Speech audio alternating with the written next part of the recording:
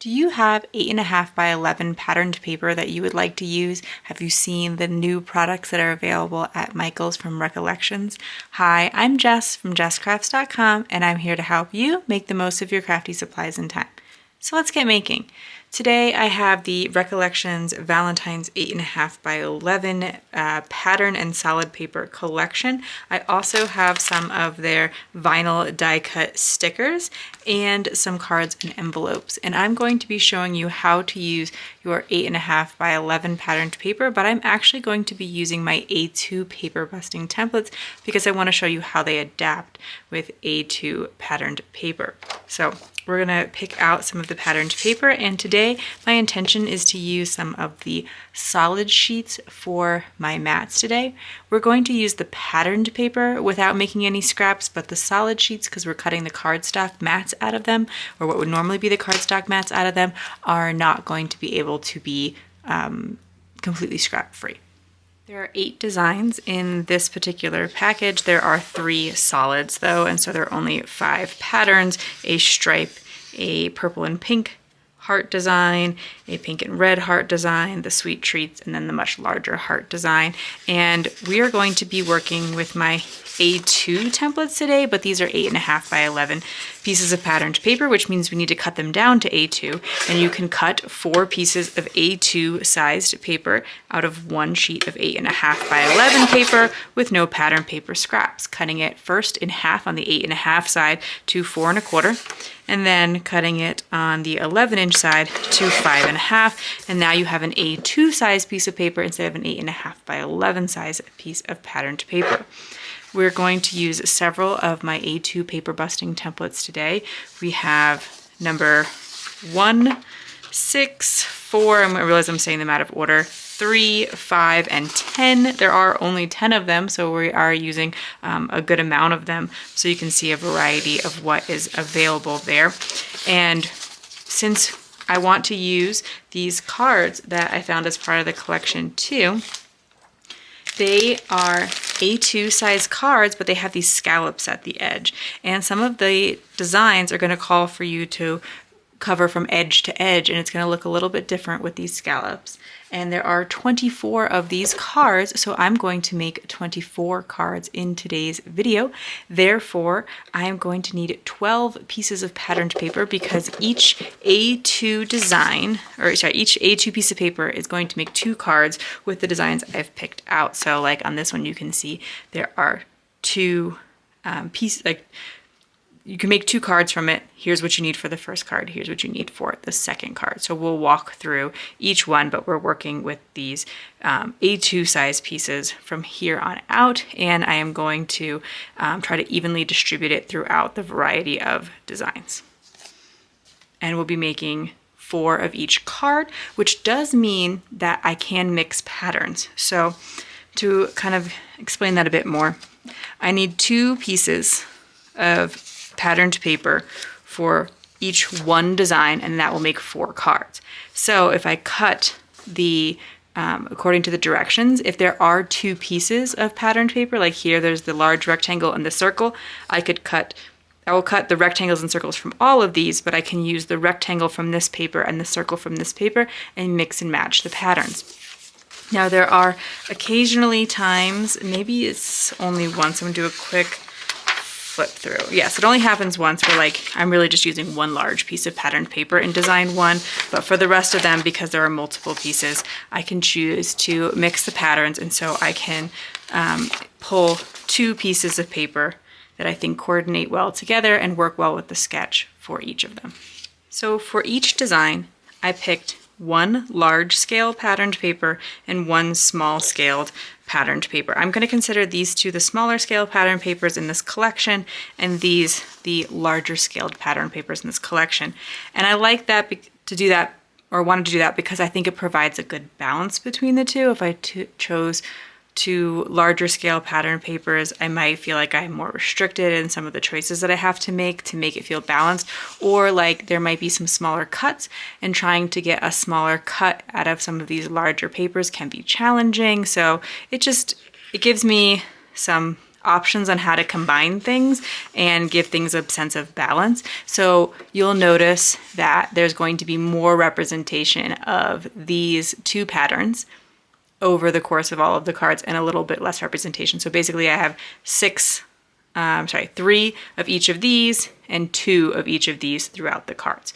But for this first one, I am going to be using the pink and stripe patterned paper for a paper busting set template for A2 cards number 1. You can see this is a super simple template. It's one of those things where you kind of just write it down. You're basically taking your A2 piece of paper and you're cutting it in half. Half of 5.5 is 2 3/4.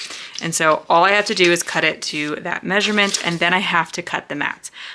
Because this is going to be a little bit longer of a video since there's 24 cards, I'm not going to cover cutting the mats, but you will see that the size of the mats is listed right there on the template, and so it's about 1/4 inch bigger. In this case, you're going to cut a mat that is 4 1/4 by 3 inches. I'll need 4 of those. So let's look at sketch 1, assembling it. We are going to use the scalloped cards, and even though it's going to cover part of the scallop, we're going to work with that. We are going to think perhaps, or I'm going to think about perhaps, like how it lines up with the scallops so that like I'm not using maybe like a tiny sliver of one and then not the other, but it doesn't really matter all that much.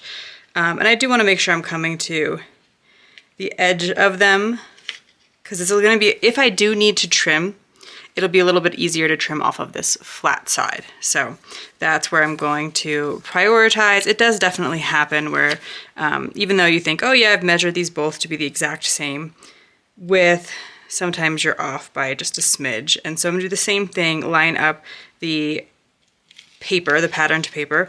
That was like my cardstock mat, although I also did cut it from the same paper that was part of the collection. So it is very thin like the rest of the collection. It's not a typical cardstock mat. And then I can trim off the excess here. I would recommend doing it with a scissor and not your paper trimmer unless you can be really precise. I would just be afraid that I would accidentally cut a little too far in and cut my fold off with my paper trimmer. But and also sometimes I don't worry too much about it if it's only hanging over the tiniest bit. With these particular cards, I did try to use some of the stickers that I had picked up with the collection, but I will talk a little bit about them. They are vinyl die cut stickers. They, on the back, I think it says that they're waterproof. So perhaps you're meant to do dishwasher safe, UV fade resistant, and waterproof. Obviously I've not tested any of those, but it makes me think that they weren't really primarily targeted to card makers because I wouldn't be putting my cards in the dishwasher. So, and then that's a really simple card, but pretty effective in terms of making a simple handmade card. And then I was able to complete some other ones. Because this piece of paper was so large, I was able to easily accommodate some different die cut stickers to decorate this set of 4. For A2 paper busting template number 3, I'm going to need 2 strips that are 1 inch by the entire length, or 5.5 inches. Because I have chosen this larger scale patterned paper, I want to think about where I'm going to be cutting those 1 inches and where I'm going to be cutting these other larger rectangles. So in the sketch, you see that I'm showing them cutting them side by side. But if I look at it with, I can use this card here as an example. If I were to cut 1 inch off, you can see that those are supposed to be cakes. That's pretty clear to me, and I don't mind that. But then on the next 1 inch, so I come 1 inch over this next 1 inch, if I cut it off as the sketch shows, this is what you would see. Now, they're still pretty clearly cakes, but like I just don't like that 1 inch of the paper. However, if I come and I'm using the grid lines here on my cutting, my guillotine cutter to know. I think I kind of prefer that as my 1 inch strip over that sort of middle 1 inch strip. So you can cut 1 inch off of each side if that's what works better for your particular patterned paper, which is what I judge to be the right choice in this instance. However, with this pink and red little hearts paper, I can cut it exactly as shown in the template. So this is 4 1/4, so I'll measure to 1 inch over, which is 3 1/4. Again, 1 inch over to 2 1/4. And then I have these pieces, which give me, again, pretty good chunks of the cakes. I like that. And then here, I cut this in half. So it is 2 3/4. And I like how that turns out as well for this larger chunk, because to me, when I go to put that on, I'm like, ooh, I probably don't even need to add embellishments to it. It's gonna be a really cute card because I have a good amount of these cakes. Instead of, like as you can see, there's like 2 full-size or 2 complete cakes on this one and 1 complete cake on this one. So I like how that turned out. And I think those kind of things are helpful when you're deciding how you want to use your pattern paper, and thinking about those choices ahead of time also can be quite helpful. Now, just to briefly mention, the mats again are listed right there. They're 1/4 inch bigger. So this is 1 1/4 by 5 1/2 because you don't need the extra bits at the end. It's already the full length of the card. And then this is 2 1/2 by a 3 inch mat. Next we can assemble sketch 3. Again, I am going edge to edge, and using that scallop space, I'm going to think about how I'm placing it in terms of the scallops. And here, if it's overhanging a little bit, I'm not really going to worry about it because, of course, it's going to in the dips of those scallops, but you can trim it up if you feel the need to, or if it doesn't line up with your patterned paper. But when I am doing something like this where they need to line up exactly and there's not like a border around all the sides, I prioritize lining up one edge so that when I come down, if it doesn't line up exactly with this bottom edge, for instance here, there's like this tiny sliver of red poking out, which again is not necessarily a big deal, but I can easily trim that. And then I have this rectangle as our main focal point. A lot of the stickers that I purchased to go with this, they were just really large scale for this or for this particular design. And so I did decide to go into my collection of crafty things and die cut some hearts and stamp a sentiment. I'm going to use this Happy Valentine's Day. I actually used it on one of the cards in set 1 as well. It is from an Avery L set, but of course you can just use any old Happy Valentine's Day sentiment. Or, you don't even have to have a Valentine's Day sentiment. Something like "you're sweet" or "sweet on you." I don't know, there's so many sayings out there that I think would work for Valentine's Day. These cards are Valentine-y enough, and you're probably going to put Happy Valentine's Day on the inside. You also might want to go to jesscrafts.com and grab some free Valentine jokes to put inside of your cards, and then they would also indicate that it was a Valentine's card. And I will talk a little bit about how I made these later on, but that are my 4 cards for sketch. Paper busting template number 4. It's going to be pretty straightforward. This pattern, while a larger scale, I don't have to think about the positioning as much. It's a little bit denser of a pattern. There's not as much blank space in between things, so I can cut as it says in the template. So I'm going to cut to 2 3/4. I had to look at it carefully. I was like, don't mess this measurement up. And then it's in a perfect square, so 2 3/4 again, and I was cutting both sheets at the same time. Be sure to follow all safety directions for your tools.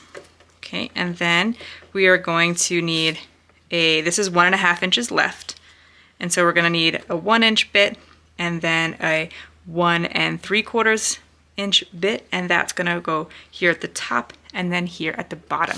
And I might decide to make some changes because of the scallop, so I'm kind of putting that off till I have the pieces to work with, and you'll see in the final design. But you can of course just follow it as stated if you like the look, or if maybe you're not working with the scalloped cards.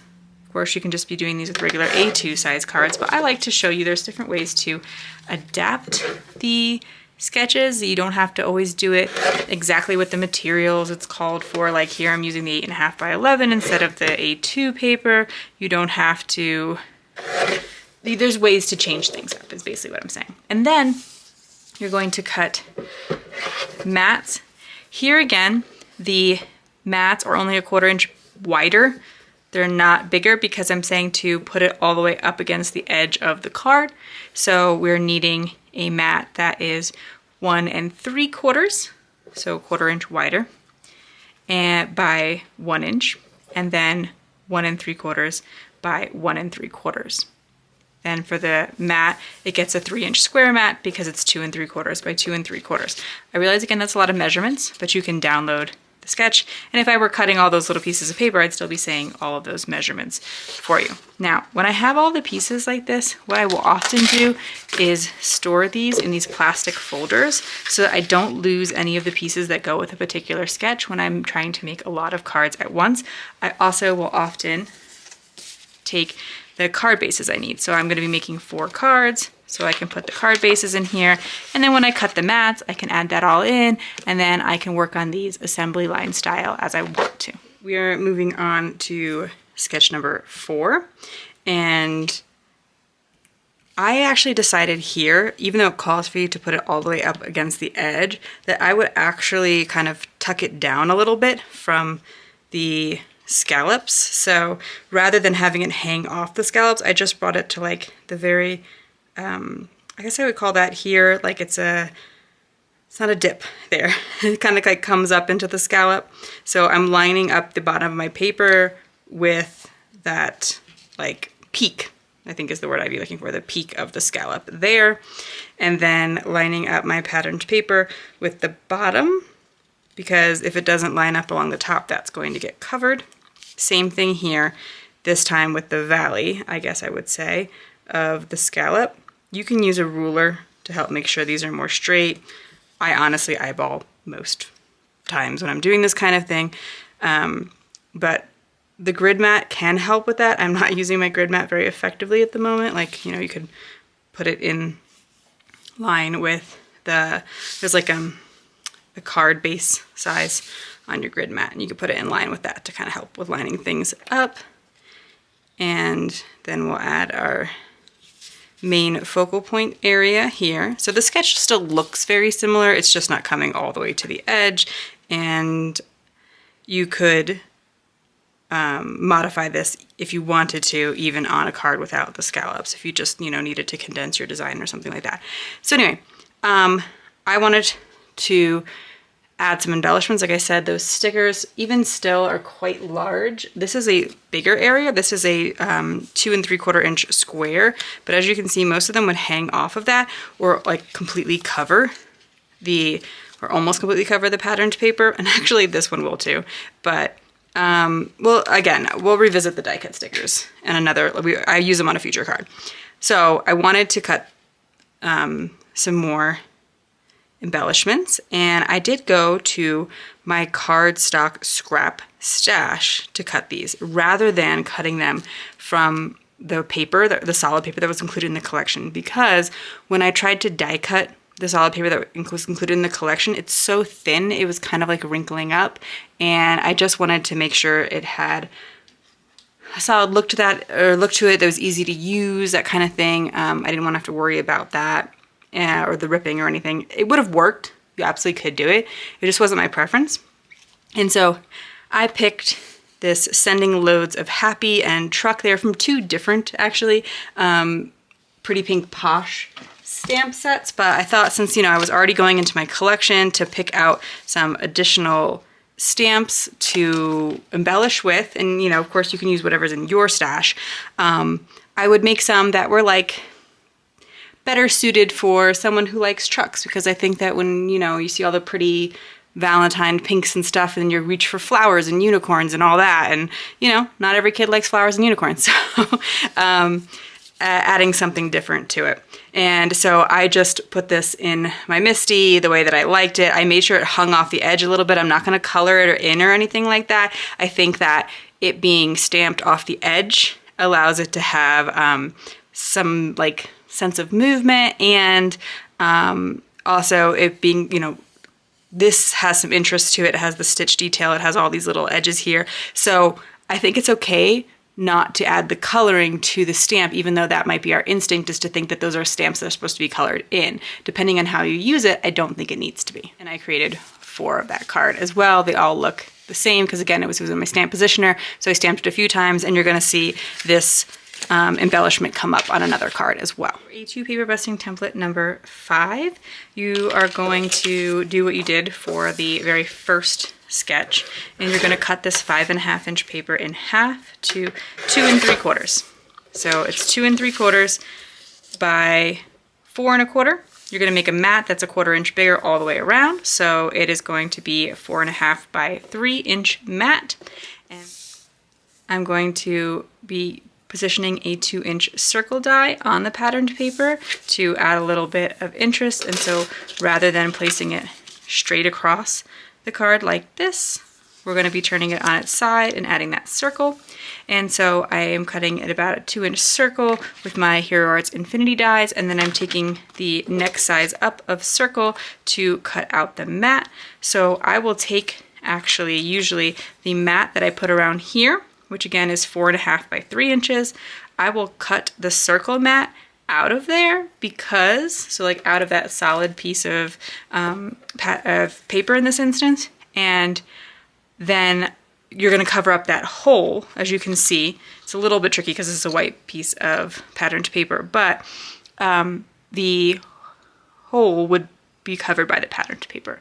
So or you could just cut it out of a scrap of paper, whatever you want to do, but that is the full directions for cutting that one. Let's take a look at sketch number 5. This is where I originally die cut some of this thin paper in order to get that circle out of the center. Now I needed to die cut the paper, but I didn't need to die cut it out of this background piece to make it work. I did, however, because of the way the design worked, need to cut my pattern circle out of this piece, and this is going to be very subtle. I don't know if I'm going to be able to capture it on camera, but there was some wrinkling when I went to die cut this paper. It's really subtle, but you can see it at the top there. And so that's why I decided not to cut anything else out of that thin paper. Instead, I went to my cardstock stash. It wasn't noticeable though on the circles. It was only noticeable on the negative. So I think if you were like, you know, when you're die cutting the hearts actually probably would have been fine. I just wasn't sure how they'd react to that stitching detail as well that is on those hearts. And then also when I cut out this background paper, I accidentally cut it so that it lines up as opposed to cutting it with a 1/4 inch all around. And I decided to leave it just so that it was less wasteful of resources. I mean, I have plenty of the solid paper, so I absolutely could have gone back and just cut another piece, and you might want to do that. But I did want to acknowledge that that was an unintentional mistake, but not that big a deal. And then here's where I did try the vinyl stickers again, because it was a relatively large piece, so like I could stretch the words across the whole piece, or even here kind of balance it out. But as you can kind of see when it hits the light, is that these are thin vinyl die cuts, and therefore when you place it over this piece of patterned paper, you can see the bumps left behind from being put over the patterned paper, or when it comes off the edge here. Things you could do about that: you could place it on a piece of cardstock first and cut it out, and then it wouldn't bump over the edge. You could do what I did in the very first cards, where you're only using it on papers that are larger than it, so that you're not, you know, putting it over the edge of things. But yeah, essentially that's why I don't think, if the next time I saw these, if I noticed that they were vinyl die cut before I purchased them, I would probably not go ahead with them, because I don't think that they are the ideal thing for my style of card making, at least. I think some people could use them on cards, but they're just not with a combo of patterned paper. But I am pressing them down to make sure that they really do stick, even though that does lead to them looking bumpy over the edges. And that happened on all of them, but that's why I kind of switched to some other alternatives for decorating these cards. And those are the 4 designs. Next up, we have A2 paper busting template number 6, and we will start by cutting them in half on the 5 inch side. So to 2 3/4. Then we will take each of these pieces and we're going to cut 1 1/2 inch pieces and a 1 1/4 inch piece.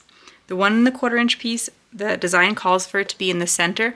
This is again one that I might change up a little bit given that we're working with these scalloped cards, but I'm not going to change the measurements. And so what I'm going to do in this instance is cut the 1 1/2 inch off of each side, and the 1 1/4 will come out of the center, so that way when I put it on the card they will line up.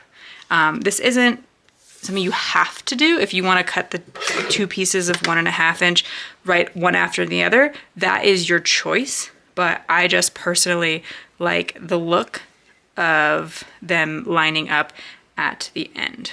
So first 1 1/2 inches, then I'll do a 1 1/4 inch to make the, and it'll leave me with a 1 1/2. I'll kind of show you that it fits back together like a puzzle. It'll be more clear with this patterned paper. So because I cut them in the way that they're going to be used on the card, they fit together like a puzzle.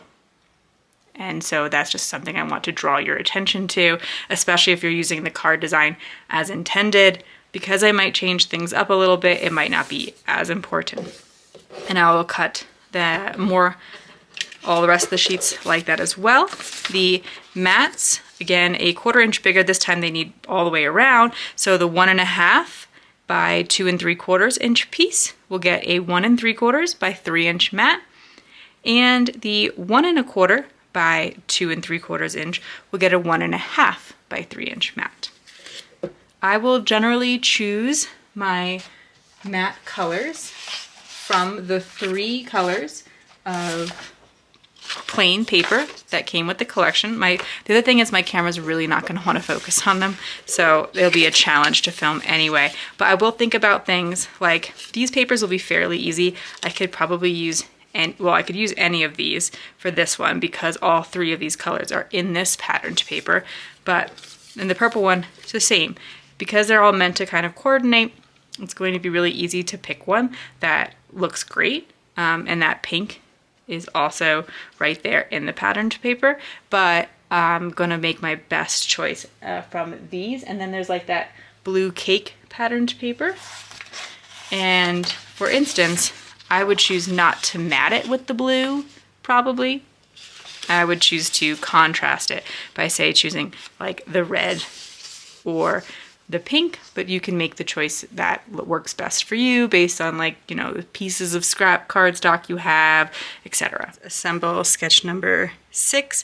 This is another one that I changed up a little bit. It's stretched across the card, but with the scallops, I just thought like, oh, okay, I'll change it up a little bit. I don't think you need to. I think it would absolutely work as it's shown, but I thought it's also fun to see a different way of using the same supply. So what I decided to do was put the 2 larger pieces towards the top and in from the edges. And then I'm going to put their patterned paper on top of them. In this case, I don't think it matters as much that they line up. So if you had cut yours such that like they fit together back like a puzzle, it doesn't matter when you modify the sketch in this way because they aren't going to fit like a puzzle. But also if you're mixing up your patterns, it doesn't particularly matter either. Here I am using the same pattern throughout though.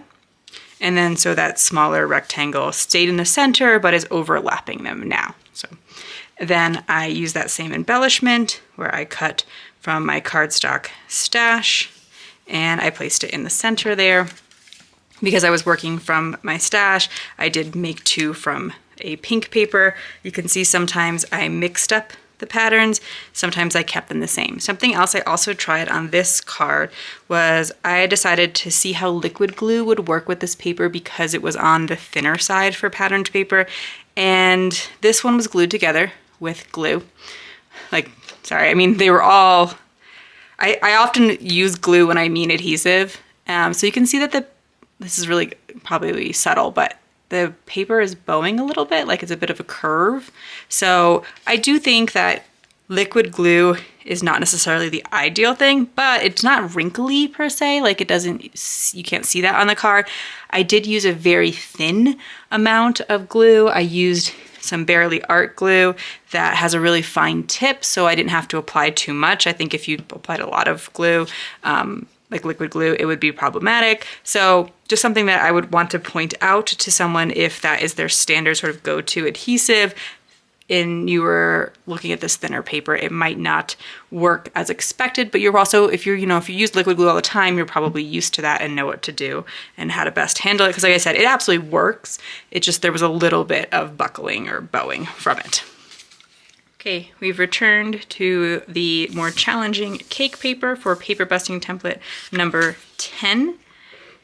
This time this particular chunk of the paper too is also a little bit less challenging, it seems. The gap isn't there as much. Although again, if I were trying to cut a 1-inch strip from this, like that 1-inch strip is not the best 1-inch strip. That 1-inch strip looks great. So we're not quite doing that though in this instance. So we're going to need well, we can start by cutting it in half again. I kind of think it's easiest to look at it that way, like the 2 pieces that you're using for a card. So here, 2 3/4 inch. This is enough paper to create 1 card. And so I can decide if I want this big piece to be cut off of the left or right side of the pattern paper here. It shows it as the more like square, like it's not quite a square, coming off of this side, and that's kind of what it would look like. Or I can cut the square off of this side and think, do I like that better? It does mean that the other piece would come off of here. I kind of think I like this side better. So instead of cutting my 2 smaller bits off of this side, I'm just gonna like swap them.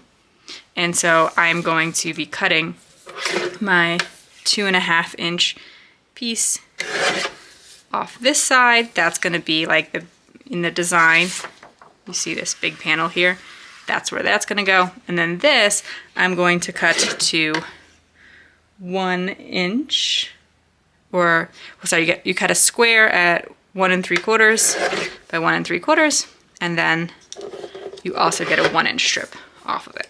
So it'll look like that. And the design's a little bit different.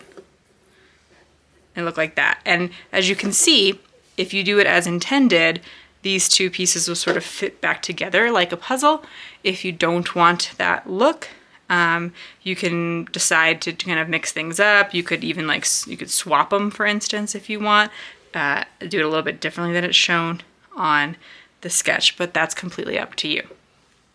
I realized I didn't say the mats on this one, so you can always pause the video to take a look, or if you have the sketch, it says it right on there. The piece of paper is 2.5 by 2 3/4, so the mat is 2 3/4 by 3 inches. There's 1 3/4 by 1 inch, so it would get a 2 by 1 1/4 inch mat. Again, mat's just a 1/4 inch bigger. Your 1 3/4 inch square gets a 2-inch square mat. All right, we're ready for our final set of 4 cards to get me to the total of 24 cards made with this pack of paper, stickers, and cards from Michaels and Recollections. I am starting with my mats. Oh, I'm supposed to be doing these first. They go down underneath. Hopefully I'll be able to peel this up without damaging anything too much. We're just gonna tuck it subtly underneath here. And I may have wanted to move that down. I am kind of like losing some space. Like this has a little bit more white space edging around it in the original design because the scallops aren't taking up any of the room. So that is kind of the nice thing about the scallops, is they're adding a lot of interest, but they're also kind of changing the proportions of the design. And if you do, like if you're looking at these cards and you like the idea, but you're not using the scallops and you want some ideas for how to use the white space, then I do have a video about that I will try to link. I mention it often just because it's something that people tell me often. They're like, I like the designs, I'm just not not as okay with white space. And so I like to have some ideas for it. Okay, and then we'll place this on top. I probably need something to kind of hold down that edge there since I pulled it up. I know I said that liquid glue is not ideal for this, but it is just a touch of it, although that's leaking. Oh no. And then here for the embellishments is where I come back to that heart that I told you that I would give you some brief details about. So you absolutely could just die cut a heart, stamp in the center, be done. I did add a little bit of inking to the edges for interest. This is a scrapbook.com mat that I cut down. As you can see, I used pink ink on it and it stained. That's pretty common. Red ink tends to, like red dyes or what, I don't know, they tend to stain things, in my experience, more even than other colors. And so the fact that I'm not very good at washing my mat means that this is stained. However, if I were to put ink down on it and wipe it up right away, it would really minimize how much staining is on this. This is a mat that does clean up, but it's just the nature of red ink. I should probably test it on like a really white spot. I don't know, like I'm just not somebody who cleans up really quickly. Oh, there. Yeah, so it kind of, I mean, it basically came up completely if you clean it up fast, but I thought I'd mention that because I don't think it's that this mat inherently stains if you clean up quickly. It's that if you leave things on there, they soak in. Okay, so anyway, I die cut out this heart, and then I wanted to add some interest to it. So two things I could do. One, I could take my pink ink and a brush and I can just kind of swirl all around it, which is what I often did. But also in this particular case, because there is that like stitched heart in the center, I thought it was a good opportunity I could die cut an extra with a scrap of cardstock and I could place it down and create like a negative space. What's nice thing about this mat is it kind of keeps your ink block where it is too. And your cardstock doesn't shift much, your little die cuts, when you're using this mat either. So they can shift, certainly if you're applying a lot of pressure. And I'm holding this heart down on top if I wasn't worried about getting that negative space, which I will show you briefly. So as you see, now the edges are much darker than the center. But if I wasn't going for that look and I was just trying to ink the edges, as you can see, it moves around a little bit, but I don't have to hold it, which is kind of nice with this particular mat. It kind of can keep your hands a little cleaner. The reason that I don't mind messy hands, it's just that then when you go to touch something else in your project, you could spread it. So obviously you can just keep a cleaning cloth on hand and like wipe up your hands, but I just wanted to kind of talk just very briefly about this mat since I did pull it out. And then I can stamp my sentiment on top.